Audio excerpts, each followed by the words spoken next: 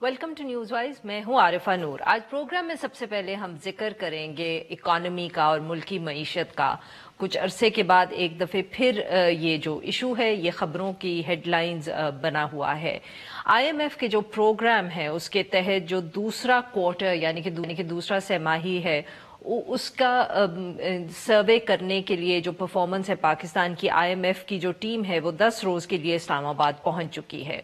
अपने इस दौरे में IMF हुक्काम ने जो गुज़िश्ता क्वार्टर गुजरा है उसके अंदर पाकिस्तान की जो इकोनॉमिक परफॉर्मेंस रही है उसका वो जायज़ा लेंगे। इसी हवाले से जो टैक्स रेवेन्यू कलेक्ट हुआ है और उसके हवाले से भी पाकिस्तान अपनी रिपोर्ट जो है वो पेश करेगा इस टीम के अंदर। जो इस सारी विजिट के हवाले से गुफ्तगू हो रही है और जो लोग इस इशू को गौर से देखते हैं उनके हवाले से या उनकी तरफ से ये बात की जा रही है कि IMF के साथ जो मुज़ाकरात हैं इस दफ़े इतने आसान नहीं होंगे और पाकिस्तानी हुकूमत जो है या हुक्काम जो है उनकी कोशिश ये होगी कि जो टैक्स रेवेन्यू का टारगेट IMF ने दिया था उसको एक दफ़े फिर रिवाइज किया जाए नीचे की तरफ। ओरिजिनली ये जो टारगेट है ये 5.5 ट्रिलियन पे सेट किया गया था, उसके बाद एक दफ़े रिवाइज करके इसको 5.2 ट्रिलियन पे लाया गया था क्योंकि दूसरी जो सहमाही थी उसके अंदर 105 अरब रुपए का खसारा था। IMF से अब लगता है कि शायद कहा जाएगा कि इसके अंदर एक दफ़े फिर रिवीजन की जाए नीचे की तरफ। इसके साथ साथ ये भी गुफ्तगू हो रही है कि एक मिनी बजट पेश किया जाएगा क्योंकि खर्चे पूरे नहीं हो रहे। इसी हवाले से हफीज़ शेख साहब ने भी जो एक इंटरव्यू दिया गुज़िश्ता रात, तो उसके अंदर जब उनसे ये सवाल पूछा गया तो उन्होंने जवाब में इतना ही कहा कि शायद उनको एतराज़ अगर है तो वो इस टर्म से, इन अल्फाज से है मिनी बजट का, मगर उन्होंने साथ में ये भी कहा कि एडजस्टमेंट जो है वो तो होती ही रहती है और ये कुदरती एक अमर है, एक प्रोसेस है जो ज़रूरी नहीं है कि एक दफ़े जो बजट पास कर दिया जाए सारा साल जो है उसी हवाले से गुजारा जाए और उसमें कोई तब्दीली ना की जाए। इसके साथ साथ हुकूमत के सामने और भी चैलेंजेस हैं। नॉन टैक्स रेवेन्यू की वसूली की अगर बात हो रही है जिसके अंदर बेसिकली लाइसेंसेस की जो फीस है उसको हुकूमत एक बहुत बड़ी अपनी कामयाबी करार दे रही थी, मगर उसके साथ साथ जो प्राइवेटाइजेशन का प्रोसेस था जिससे भी उम्मीद की थी कुछ लोगों ने कि उधर से भी कुछ रेवेन्यू कलेक्ट हो जाएगा, तो वहां तक तो अभी प्रोसेस इतना आहिस्ता चल रहा है कि हुकूमत ने जो कमिटमेंट्स की थी कि दिसंबर तक वो इसके ऊपर कोई प्लान मुकम्मल कर लेंगे, प्रोसेस शुरू हो जाएगा, वो अब तक लगता नहीं है कि कोई खास उस पर पेशरफ्त हुई है। इन सब इशूज पे बात करने के लिए आज हमारे साथ हैं डॉक्टर इकरामुल हक साहब जो माहिर टैक्स अमूर हैं और हसन खावर साहब जो एक पब्लिक पॉलिसी एक्सपर्ट हैं। Welcome to the show gentleman. Hasan साहब आपसे शुरू करूंगी। ये जो बात हो रही है रेवेन्यू टारगेट्स की और कि IMF के साथ इस पे भी गुफ्तगू की जाएगी, ये प्रोग्राम के लिए या कितना एक संजीदा इशू है, कितना एक एक ऐसा इशू है कि IMF की जो टीम सर्वे के लिए आई होगी वो इसको परेशानी से देखेगी कि टारगेट मेट नहीं हो रहा, और is this just part of the, जैसे हफीज शेख साहब ने कहा ना कि ये तो एक चलता प्रोसेस है, तो इसको डाउनवर्ड रिवाइज करना भी कहीं एक प्रोसेस का तो हिस्सा नहीं है? देखिए, IMF का जब प्रोग्राम आता है तो उसमें कुछ कंडीशंस बाइंड्री होती हैं जिनको पूरा करना होता है और कुछ कंडीशंस ऐसी हैं जो इंडिकेटिव होती हैं। फिस्कल प्राइमरी बजट डेफिसिट जो है वो बेसिकली एक बाइंड्री कंडीशन है और उसको पूरा करने के लिए टैक्स रेवेन्यू अहम है। अगर तो ये टैक्स रेवेन्यू का जो खसारा है वो कहीं और से पूरा कर दें, नॉन टैक्स रेवेन्यू से पूरा कर दें या अपना खर्चा मजीद कम करके पूरा कर दें, मैं आपको टेक्निकली बता रहा हूँ, तो फिर इनको एग्जेम्पशन की ज़रूरत नहीं है। लेकिन अगर इनको वो प्राइमरी बजट डेफिसिट का टारगेट ना मीट करना चाहें या ना कर सकें तो फिर इनको एग्जेम्पशन लेनी पड़ेगी IMF की तरफ से। सही। डॉक्टर साहब, इसमें जो बहुत आजकल गुफ्तगू हो रही है इसी हवाले से वो यही है कि FPR ने बिल्कुल जो उनको टारगेट सेट किए गए थे वो मीट नहीं कर पाए, और इसी हवाले से गुफ्तगू हो रही है कि शब्बर जैदी साहब भी जो उनको कहा जा रहा है कि अपनी सेहत की वजह से उन्होंने वो छुट्टी पे चले गए हैं, तो लोग कह रहे हैं کہ کافی جو ایک بہت بڑی وجہ تھی ان کے جانے کی وہ یہی تھی کہ ایف بی آر کوئی تبدیلی یا ایف بی آر کے جو ریونیو ٹارگٹس تھے ان کو میٹ کرنے میں شبر زیدی صاحب ناکام رہے. آپ اس پہ کچھ روشنی ڈالیں گے؟ جی گو کہ شبر زیدی صاحب کی پہلے تو ہم صحت کی دعا کرتے ہیں، اور جیسا کل حفیظ شیخ صاحب نے بھی فرمایا کہ وہ ایک پروفیشنل آدمی ہیں اور جلد سے یاب ہو کر واپس آئیں اور اپنا باقی ایجنڈا پورا کریں. مگر حقیقت یہ ہے کہ ان کے لحاظ سے تو اس سلگش اکانومی میں جب امپورٹس کے اندر 6 بلین کی کنٹریکشن تھی تو 16% کی گروتھ دکھانا کافی جو تھا وہ قابل تحسین عمل تھا. مگر اس بات کو آپ نے دیکھا کہ حفیظ شیخ صاحب نے بالکل بھی پسند نہیں کیا، اور وہ 8 ماہ میں پہلی دفعہ ایف بی آر تشریف لائے اور انہوں نے وہاں ان کو کافی جھاڑ پلائی کہ آپ لوگوں کی کیا اسٹریٹجی تھی، جو آپ لوگوں نے کمٹمنٹ میرے ساتھ کی تھی وہ آپ لوگوں نے پوری نہیں کی، باوجود اس کے کہ ہم نے 5.5 سے آپ کا بجٹ جو تھا وہ 5.2 پہ کر دیا. تو اس کے اوپر پھر ایک اور بہت بڑا مسئلہ یہ ہوا کہ ایکسپورٹرز کے چونکہ ہم نے ان پٹ کو 17% کر دیا تھا اس وعدے کے ساتھ کہ جلد ہی ان کو ریفنڈز جو ہیں وہ بنگلہ دیش ماڈل پہ 72 آورز میں مل جائیں گے، اور ان کی شکایت یہ تھی کہ 55 بلین کے ان کے ریفنڈز جو ہیں وہ بلاک ہو گئے ہیں. اس سے آپ نے دیکھا کہ ہم ایک تو ریونیو کے ٹارگٹس پورے نہ کر سکے، دوسری طرف جتنی امید تھی ایکسپورٹس پہ کی وہ بھی نہ ہو سکی، اور تیسرا جو بہت بڑا اس میں ایک مسئلہ ہوا وہ خاص طور پر صرف ڈاؤن اخبار نے ہی اٹھایا کہ طورخم پہ اور چمن کے اندر بہت زیادہ کنٹینرز جو تھے، یہ انٹیلیجنس والوں کی رپورٹ تھی کہ وہ بغیر ڈیوٹی کے وہاں سے گزرے ہیں. تو گویا کہ یہ ایک ایسا معاملہ تھا کہ چلیے آپ نے بہت زیادہ ٹیکسیشن بھی کر لی، مگر جہاں لیکیجز ہیں اگر آپ وہ نہ روک پائیں تو وہ ایک درد سری شبر زیدی صاحب ڈاکٹر صاحب so if I can understand you correctly, آپ یہ کہہ رہے ہیں کہ ایک تو ریونیو ٹارگٹ نہیں میٹ ہوا، دوسرا ایکسپورٹرز کو ریفنڈ نہیں ہوا، اور تیسرا لیکیجز نہیں کیونکہ روک پائے شبر زیدی صاحب، تو اس کی وجہ سے حفیظ شیخ صاحب ان سے خوش نہیں تھے اور شاید اس وجہ سے وہ لیو پہ چلے گئے.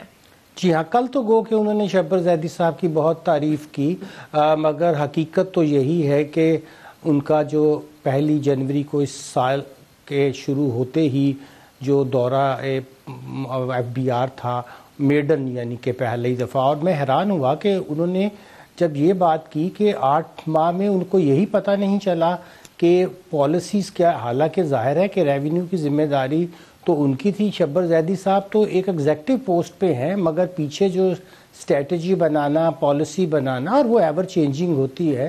آپ کو اندازہ تھا کہ جب آپ کے ٹیکسز جو ہیں وہ 60% امپورٹ بیسڈ ہیں، اور اگر وہاں $6 بلین کی کنٹریکشن ہوگی تو اس کا سیدھا آپ نے دیکھا 350 بلین کا جو شارٹ فال تھا وہ تو اس وجہ سے ہی ایف بی آر نے کوئی براڈ بیس تو کیا نہیں، کیونکہ تاجروں نے تو پہلے ہی رائت حاصل کر لی تھی. اور آپ دیکھیے 26 دسمبر کو ڈاکٹر صاحب یہ حسان صاحب کو بھی گفتگو میں شامل کرتے ہیں. حسان صاحب بہت انٹرسٹنگ پوائنٹ ڈاکٹر صاحب نے اٹھایا ہے کہ شبر زیدی صاحب نے تو پالیسی نہیں بنانی تھی، وہ تو کہیں اور سے آنی تھی. تو بیسکلی پھر what he's hinting at, if I understand it correctly, کہ تو فائنانس منسٹری کی ناکامی ہے کہ وہ اوور آل پالیسی نہیں دیکھ پائے، بنا سکے. دیکھیے دونوں کی ناکامی ہے. جب آپ نے ٹیکس بڑھانا ہے تو 2 ہی طرح کے میجرز عارفہ ہو سکتے ہیں نا، یا آپ پالیسی چینج کریں گے یا ایڈمنسٹریٹو میجرز ہیں جس میں ڈاکومنٹیشن اور انفورسمنٹ ہے. اب شبر صاحب کا کوئی انفورسمنٹ کا تو ایکسپیرینس تھا نہیں، پالیسی کے آدمی تھی وہ. ان کو جب لایا گیا تو تقریباً آپ کو یاد ہوگا کہ بجٹ سیٹ ہو چکا تھا، تو پالیسی میں ان کا کوئی عمل دخل تو تھا نہیں. بالکل صحیح. تو ایک تو زیادہ امید نہیں تھی کہ وہ بہت زیادہ اس پہ کام کر سکیں گے، پھر بھی میرے خیال میں 14-15% جو کہہ رہے ہیں 16% ڈیسنٹ گروتھ دی ہے. دوسری طرف آپ یہ دیکھیے کہ کسی پہلے دن سے جب انہوں نے 5.5 ٹریلین کا ایگری کیا ریونیو ٹارگٹ، ہر بندے نے اخبارات میں، ٹی وی چینلز پہ، آپ کے پروگرام میں، ہر پروگرام میں شور مچایا کہ یہ پورا نہیں ہوگا. اس وقت کام تھا نا جی ان ریئلسٹک ٹارگٹ تھا. ان کا کام تھا کہ اس وقت آتے ان ایزمپشنز کو کھولتے. ان کا یہ خیال تھا کہ چلیں ابھی تو سائن ہو گیا ہے، کچھ ادھر ادھر سے پیسے آئیں گے. حفیظ شیخ صاحب حکومت کا جی، حفیظ صاحب کا کہہ لیجیے، فائنانس کا، یہ ہم ٹارگٹ کہیں اور سے پورا کر لیں گے اور پھر ہم دیکھیں گے. اور ان کے پاس ایک گراؤنڈ تھی، کیونکہ ان کا خیال تھا کہ پچھلے سال کا جو ریونیو ہے یہ 4 ٹریلین پہ لے کے جائیں گے، وہاں سے 150 ارب کا تو وہاں پہ ایک ہول پڑ گیا، تو اس کی بیس پہ انہوں نے پچھلی دفعہ کچھ اور محنت کر کے ایگزیمپشن لے لی. تو ان کا خیال تھا کہ باقی جگہ سے ریونیو آئے گا. اب جو مجھے نظر آتا ہے, مجھے یہ لگتا ہے کہ آئی ایم ایف نے آ کے تھوڑی سختی کی ہے ان پہ, اور یہ مجھے کچھ فرسٹریشن کے آثار نظر آتے ہیں کہ وہ جا کر برسے ہیں کہ بھئی آپ کی کیا اسٹریٹجی تھی, کیا تھا. بھئی آپ کو بھی پتا تھا, پبلک نہیں کی انہوں نے کہ یہ اتنا 5.5 ٹریلین کا ریونیو کہاں سے آئے گا, ورنہ لوگ اس کو اور کوشچن کرتے. لیکن ہر بندے نے یہ کہا تھا کہ یہ کہیں 4.6 4.7 اگر ٹریمینڈس پرفارمنس دیں تو یہ پہنچیں گے. تو ابھی تو مزید اگر آپ دیکھیں تو آدھے ٹریلین کا گیپ ہے. تو اگر یہ ایگزیمپشن کچھ اور لے بھی لیں تو مجھے نہیں پتا کہ آئی ایم ایف کیا تیار ہوگا بجٹ ڈیفیسٹ ٹارگٹ پہ اتنا پیچھے ہٹنے کے لیے. بالکل صحیح. ناظرین, اسی بات پہ لیں گے ایک چھوٹے کو. جب ہم بریک سے واپس آئیں گے تو ہم انہی ایشوز پہ گفتگو جاری رکھیں گے. اسٹے ود اس.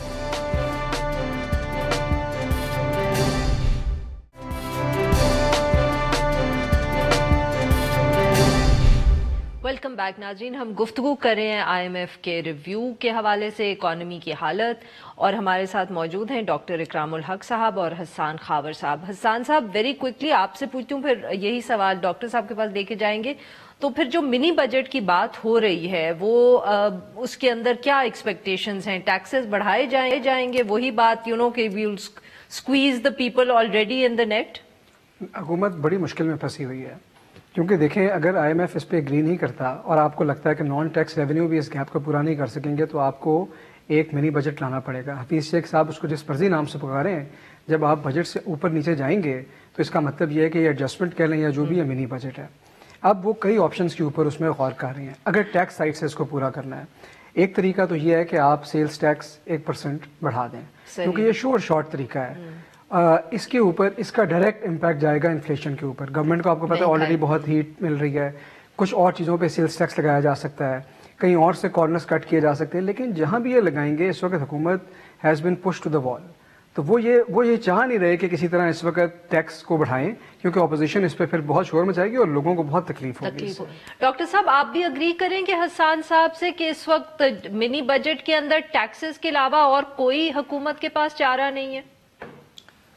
یہ اس میں ایک بہت جو نکتہ دیکھنے کا ہے کہ چونکہ آپ کو اندازہ نہیں تھا کہ آپ کی ڈیٹ سروسنگ جو آپ نے 2891 بلین پہ بجٹڈ کی تھی کہ ٹی بلز کے اندر جو باہر سے انویسٹمنٹ آئے گی اس کو چونکہ میچور بہت جلدی ہونا ہے 3 ماہ میں, اور آپ نے جو 26 دسمبر والے پریزیڈنشل آرڈیننس میں فوری اس کو جو ہے وہ عمل درآمد کرتے ہوئے ان کو ٹیکس سے پوری چھوٹ دے دی کہ وہ صرف 10% دے کر اپنا کیپٹل گین یعنی سیکنڈری مارکیٹ میں بیچیں اور نکل جائیں.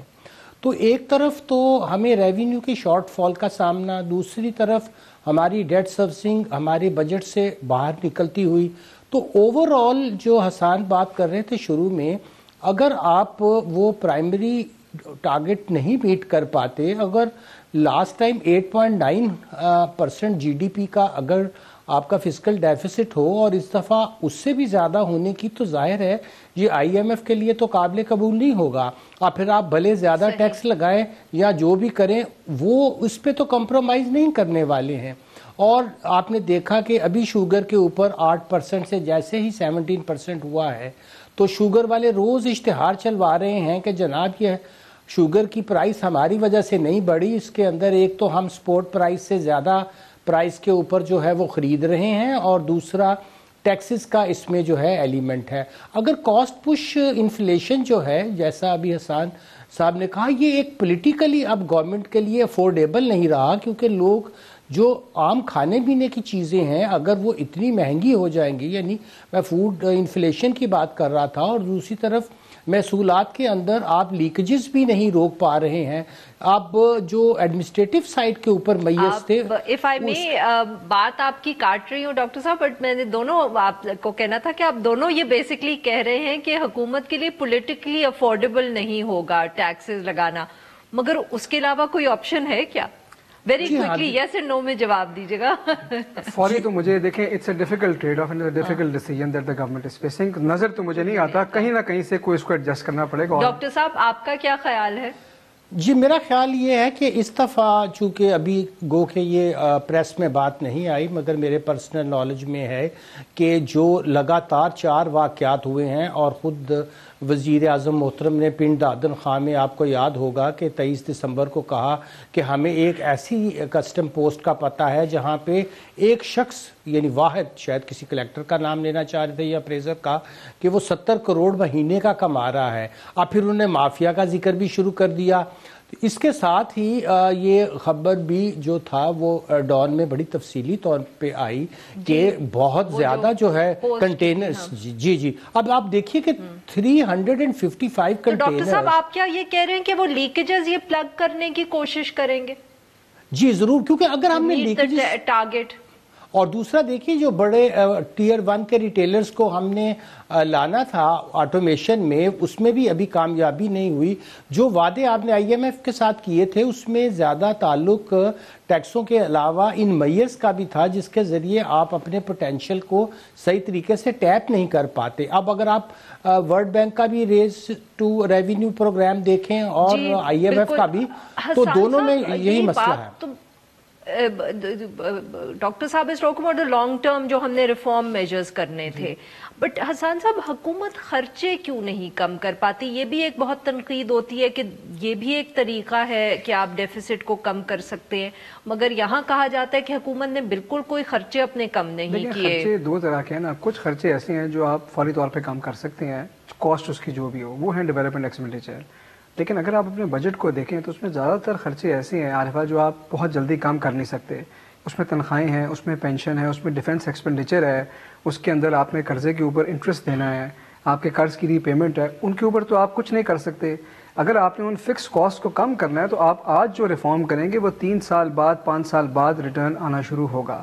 تو ڈیولپمنٹ ایکسپینڈیچر کے اوپر تو آلریڈی کٹس لگ چکے ہیں, اب ایک پیچھے بچا بی آئی ایس پی. اگر بی آئی ایس پی بھی کٹ لگائیں گے تو لوگوں نے ایک شور مچانا ہے, غریب لوگوں کی وہ انکم ہے. بٹ وہ تو ویسے بھی آئی ایم ایف جی اس کے اندر بھی پروٹیکٹڈ ہے. میں آپ کو یہی بتا رہا ہوں تو وہ بھی پروٹیکٹڈ ہے. اور ایک جو پروپوزل اور آئی کہ آپ ریگولیٹری ڈیوٹی وغیرہ کم کر دیں تاکہ امپورٹ بڑے آئیں, اس میں زیادہ امپورٹس آئیں, اس کا اثر بھی ڈائریکٹلی کرنٹ اکاؤنٹ ڈیفیسٹ پہ پڑے گا.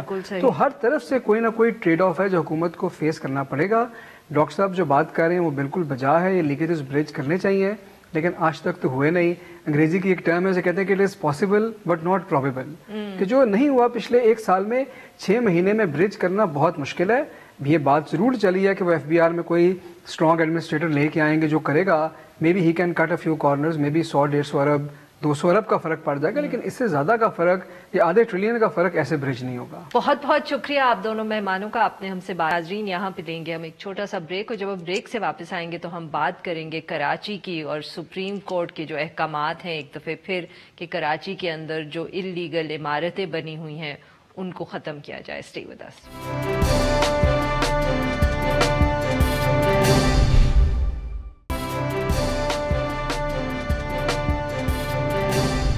Welcome back. پروگرام کے اس حصے میں ہم ذکر کریں گے کراچی میں اور وہاں جو بہت زیادہ آج کل بحث مباحثہ ہو رہا ہے, جو ناجائز تجاوزات اور غیر قانونی طور پہ تعمیر ہوئی عمارات ہیں. آج ایک دفعہ پھر چیف جسٹس گلزار احمد کی سربراہی میں سپریم کورٹ کے ایک بینچ نے کراچی کے اندر جو انکروچمنٹس یا تجاوزات ہیں ان کے خاتمے کے حوالے سے کیس کی سماعت کی. عدالت نے جو یہ غیر قانونی تعمیرات ہیں ان کے اوپر سخت برہمی کا اظہار کیا اور انہوں نے یہ حکم دیا کہ گزری روڈ, اینٹی کالونی اور دہلی کالونی کے اندر جو یہ تعمیرات ہیں اس قسم کی ان کو فوری طور پہ گرا دیا جائے. انہوں نے یہ بھی کہا کہ جو سرکاری کوارٹرز غیر قانونی طور پہ قائم کیے گئے ہیں وہ عمارات بھی گرا دی جائیں اور وہ جو خالی جگہ ہے وہ وفاقی حکومت کے ملازمین کو دے دی جائے. چیف جسٹس نے سماعت کے دوران یہ سوال اٹھایا کہ آخر کراچی کے مختلف علاقوں کے اندر غیر قانونی تعمیرات کیوں ہوئیں اور کس نے ان کی اجازت دی, اور کس طرح جو ملٹی سٹوریڈ بلڈنگز ہیں جو بالکل کمپلیٹلی غیر قانونی ہیں وہ کیسے کھڑی ہو گئیں اور کسی نے کیوں نہیں ان کا نوٹس دیا. عدالت نے جو ضلعی, صوبائی اور وفاقی حکومت ہے ان تینوں کی کارکردگی کے اوپر مایوسی کا اظہار کیا. اس حوالے سے گفتگو کرنے کے لیے آج ہمارے ساتھ موجود محمد توحید صاحب جو ایک اربن پلانر ہیں, welcome to the show sir. जी मोहम्मद तौहीद साहब, ये बताएं कि ये क्यों बार बार इतना जिक्र आता है गैर कानूनी बिल्डिंग्स का, गैर कानूनी तजावुज़ात का कराची के अंदर। ये मसला हम क्यों नहीं हल कर पाते? हर दफ़े क्यों सुप्रीम कोर्ट की तरफ से अहकामात आते हैं और उसके बाद ऑब्वियसली एक दूसरी बहस भी शुरू हो जाती है कि क्या इस किस्म के अहकामात होने भी चाहिए कि नहीं? देखिए, सबसे पहली चीज़ तो ये है कि कराची के अब तक जो है तकरीबन 7 जो है मास्टर प्लान बन चुके हैं, लेकिन उसमें से सबसे पहला जो कि 1922 का था, सिर्फ वो इम्प्लीमेंट हुआ था। और उसके बाद से जितने मास्टर प्लान अब तक बने हैं उसमें हमें ये सिचुएशन नज़र आती है कि उसमें से कुछ पार्ट उसके जो इम्प्लीमेंट हुए और वो तमाम के तमाम जो है वो नोटिफाई नहीं हो सके। अब जब मास्टर प्लान ही एक शहर का नोटिफाई नहीं होगा तो उसमें मुख्तलिफ इस तरह की चीज़ें तो यकीनन फिर वो सामने आएंगी। अच्छा, दूसरी तरफ अगर जैसे आपने बात की कि गैर कानूनी तामीरात की, दीगर चीज़ों की, तो ये एक दिन में तो ये तमाम चीज़ें नहीं हो गई हैं। अब दूसरी चीज़ ये कि इस शहर कराची का जो मसला है वो ये कि यहाँ पे 60% आबादी जो है वो कच्ची आबादियों में रहती है। आपने घर नहीं बनाए। हमारी जो 1950 की अगर हम बात करें तो KDA उस वक्त ज़िम्मेदारी थी कि जो है हाउसिंग को जो है बेहतर करे, लेकिन हम ये देखते हैं कि 1990 के बाद से KDA ने कोई हाउसिंग स्कीम जो है वो लॉन्च ही नहीं की। और जब वो एक गैप आ गया तो फिर बिल्डर और जो डेवलपर थे वो उन्होंने मार्केट कैप्चर कर ली, और उसके बाद में फिर जो घर बने वो फिर मिडिल इनकम ग्रुप को तो नहीं मिल सके, या कह लें लोअर इनकम ग्रुप को तो कुछ भी नहीं मिल सका उसमें से। अच्छा, रहने के लिए घर जो है या छत जो है वो इतनी ज़रूरी है कि उसके बगैर कोई गुजारा नहीं। तो एक तरफ कच्ची आबादी का कॉन्सेप्ट बहुत तेज़ी से वजूद में आया। कराची के जो मज़ाफ़ात के इलाके हैं उसमें फिर इस तरह फिर गोट बनते चले गए। फिर इसी तरीके से अगर आप देखें तो दूसरी तरफ जो झुग्गी झोपड़ी का कॉन्सेप्ट है वो भी मज़ीद जो है वो तेज़ी से उभरता हुआ नज़र आया। तो उसके पीछे अगर हम वजूहात की तरफ जाएं, हाउसिंग का जो मेन इशू है वो तो हमें ये नज़र आता है। बिल्कुल सही सर, पर ये बताएं कि ये अब जैसे कि आपने कहा कि हाउसिंग शॉर्टेज है जिसकी वजह से फिर ऑब्वियसली लोग आ रहे हैं, उन्होंने जगह बनानी थी, वो बन गई जिस तरह भी बनी। पर सुप्रीम कोर्ट ने बारहा केसेस के अंदर इसको हाईलाइट किया और हर दफ़े उनका जो एक फ़ैसला आता है वो यही होता है कि ये जो गैर कानूनी तामीरात हैं चाहे जिस भी शेप में है उनको गिरा दिया जाए। मगर हुकूमत और सूबाई हुकूमत ने कई दफ़े ये भी कहा है कि वो इन अहकामात से इन प्रिंसिपल शायद अग्री नहीं करते, बट उनके पास कोई चॉइस नहीं है accept to obey the supreme court orders. तो क्या कोई ऐसा तरीका नहीं है कि कोई रास्ता बीच का निकाला जाए कि लोग बैठ के कोई फिगर आउट करें कि हम किस तरह इन गैर कानूनी इंक्रोचमेंट्स को या बिल्डिंग्स को रोक सकते हैं? हर दफे सिर्फ ये क्यों एक ही जो होता है वो जवाब होता है, वो ये होता है कि इनको गिरा दे? देखें, इसमें दो तरह की चीज़ें। एक तो ये कि सुप्रीम कोर्ट को बहुत से मामलात में हमारे हुकूमती इदारे जो है वो या ब्यूरोक्रेसी मिसलीड करती है। ठीक है, जैसे आज के आपके केस, आपने केस की बात की, तो कल जो है मैं भी वहाँ पे सुप्रीम कोर्ट में मौजूद था और मैंने पूरी मुकम्मल हेयरिंग सुनी। कोई 10 के करीब केसेस जो है चीफ जस्टिस साहब ने सुने। अब जब एक इदारा पाकिस्तान रेलवे की अगर हम बात करें या सिंध गवर्नमेंट की बात करें, वो कहते हैं जी आप KCR चलाएँ। अच्छा, अब KCR चलाने में जो टेक्निकल इशूज़ हैं उन पे बात नहीं की जाती। कहते हैं जी इसमें इंक्रोचमेंट है, वो कहते हैं जी आप इंक्रोचमेंट हटा दें। अगर ये बात की जाए कि जी KCR चलाने में सबसे पहला मसला, क्योंकि हम रिसर्च करते हैं, हम उसमें ये देखते हैं कि जिस वक्त KCR का ये रूट डिज़ाइन हुआ था उस वक्त पूरा शहर इस रूट के अंदर समा जाता था। नाज़माबाद से आगे आपके जो है वो कोई आबादी नहीं थी। ठीक है ना। आज अगर हम इसको चला भी देते हैं तो हम ये रेशो तो देखें कि कितने % लोग जो है वो इससे बेनिफिट उठा सकेंगे। क्या वाक़यतन ऐसा होगा कि KCR चलाने के बाद जो है कोई शख्स अपनी बाइक, अपनी कार छोड़ के KCR में सफ़र करना पसंद करेगा या नहीं करेगा? हम ये बात नहीं कर रहे। अच्छा, दूसरी बात, हम ये बात नहीं कर रहे कि चले KCR हमने चला दिया। अब दूसरा सवाल ये कि हम KCR एट ग्रेड चलाएंगे या एलिवेटेड चलाएंगे। अगर एलिवेटेड चलाते हैं तो लोन जो है, क्योंकि हम ये लोन पर ले रहे हैं, अब लोन जो है वो 3 टाइम हो जाएगा। ठीक है, वो भी हमें पे बैक करना है, पहला मसला। दूसरा मसला, अगर हम इसको इस तरह देखें, KCR एट ग्रेड अगर हम चलाते हैं तो इसमें 24 जो है वो क्रॉसिंग है ग्राउंड पे, यानी फाटक लगाने पड़ेंगे वहाँ पे आपको। 24 फाटक पूरे कराची में अगर लग गए और हर 5 मिनट बाद एक फाटक बंद हो जाता है तो KCR तो चले ना चले पूरे कराची का जो ट्रैफिक का निज़ाम है वो धर्म भरम हो जाएगा। اس پہ بات کرنے پہ کوئی تیار نہیں ہے. تو سر کیا آپ یہ کہہ رہے ہیں کہ یہ معاف کریے گا آپ کی بات کاٹ رہی ہوں، تو کیا آپ یہ کہہ رہے ہیں کہ جب سپریم کورٹ میں یہ ایشوز ہائی لائٹ ہوتے ہیں تو جو ویریس حکومت کے ڈپارٹمنٹس ہیں وہ جان کے یہ چیزیں سپریم کورٹ کے سامنے رکھتے نہیں ہیں، جو یہ جیسے آپ نے کے سی آر کے حوالے سے بتایا، یا خود مطلب کہ ہم یہ کہہ رہے ہیں کہ ہماری اب جو گورنمنٹ کے یہ ڈپارٹمنٹس ہیں وہ اتنے نااہل ہو گئے ہیں کہ وہ ان ایشوز کو جانتے ہی نہیں ہیں، سمجھتے ہی نہیں ہیں؟ دیکھیں سمجھتے تو تمام لوگ ہیں، ایسی بات نہیں ہے. اب یہ علیحدہ بات ہے کہ سامنے والے جو جج صاحبان ہیں ان کو کتنی بات بتانی ہے، کیونکہ ہر شخص جو ہے وہ سب سے پہلے اپنے آپ کو سیو کرتا ہے، پھر اگلی کوئی بات کرنے کی کوشش کرتا ہے. تو ظاہر سی بات ہے اگر میں بھی کسی جگہ پر موجود ہوں تو پہلی کوشش ہر انسان کی یہ ہوتی ہے کہ ٹھیک ہے جی، اگر میں نے کوئی کام ایسا کیا جس پہ جج صاحب مجھ سے پوچھ لیں گے تو میں وہ بات تو نہیں بتاؤں گا ان کو، میں تو پھر کوئی تھرڈ ڈائریکشن فورتھ ڈائریکشن لانے کی کوشش کروں گا. اب اس میں کیا ہو رہا ہے، اس میں نقصان یہ ہو رہا ہے کہ جو غریب طبقہ ہے، جو لو انکم گروپ ہے، جس کو جو ریاست کی ذمہ داری تھی چھت فراہم کرنا وہ نہیں کی گئی، اب انہوں نے بنا لیے. اسی طرح آپ دیکھیں نا، آپ کے جو ہم بی آر ٹی کی بات کر رہے ہیں، اور وہی ریاست اب ان سے وہ چھت چھین بھی رہی ہے. دیکھیں اس میں سب سے آسان بات میں بتاؤں، دیکھیں ہم کہتے ہیں کراچی میں وائلیشن ہوئی، ٹھیک ہے نا، بلڈنگز کی وائلیشن ہوئی، ٹھیک ہے. اب وہ بلڈنگ ڈیمولش ہو جاتی ہیں تو اس کے بعد میں اگر کل کو یہ کہا جائے کہ جو بلڈنگ کی وائلیشن ہوئی تھی جی اس کے قصورواروں کو لایا جائے تو کہیں گے جی کون سی بلڈنگ تھی، سب تو پراپر ہو چکا ہے. تھوڑا سا اس چیز کو بھی سمجھنے کی ضرورت ہے کہ اگر فرض کرے کسی نے کوئی جرم کیا اور اس کے تمام ثبوت مٹا دیے.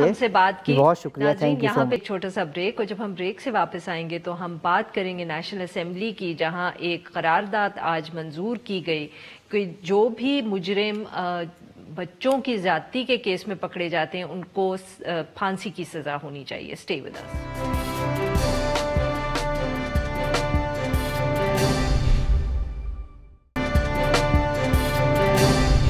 Welcome back. پروگرام کے آخری حصے میں ہم ذکر کریں گے قومی اسمبلی کا. قومی اسمبلی کے اندر آج ایک قرارداد منظور کی گئی ہے کہ بچوں کے ساتھ جو جنسی زیادتی کرتے ہوئے پکڑے جانے والے جو مجرم ہیں ان کو سر عام پھانسی دینی چاہیے.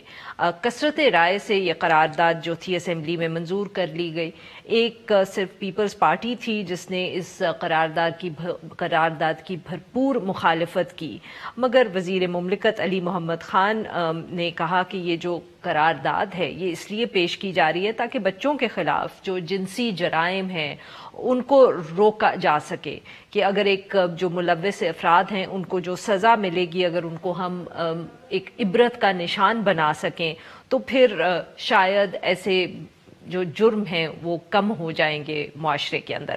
حکومت کے اندر سے بھی یہ جس کو ایک کہتے ہیں کہ کمپلیٹ سپورٹ نہیں تھا. وفاقی وزراء شیریں مزاری صاحبہ اور فواد چودھری صاحب نے اس قرارداد کو کہا کہ یہ غیر قانونی یعنی کہ آئین کے خلاف ہے، اور انہوں نے اس خدشے کا بھی اظہار کیا کہ اس طرح کی قراردادوں سے یا اس طرح کے اگر موقف سامنے آئیں گے تو پھر تشدد پسندی کو ہوا ملے گی. اس ایشو پہ بات کرنے کے لیے آج ہمارے ساتھ موجود ہیں سجاد چیمہ صاحب جو ایگزیکٹو ڈائریکٹر ہے اسپاک. ویلکم ٹو دی شو سر. سر قرارداد کا تو آپ نے بھی ذکر سن لیا ہوگا، کچھ ہم نے بھی کر دیا. آپ کے خیال میں کیا سچ مچ اس سے کوئی فرق پڑے گا جو ایشو ہے ایٹ ہینڈ، جیسے کہ اس کو موو کرنے اور سپورٹ کرنے والوں کا خیال ہے کہ اس سے فرق پڑے گا؟ جی میرا نہیں خیال.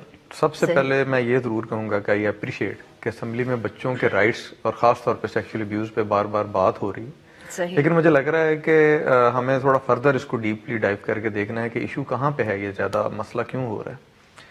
مجھے لگتا ہے کہ جتنا آپ اس کو امپروو کریں اس لحاظ سے کہ جو سزائیں ہونی چاہیے وہ ہوں.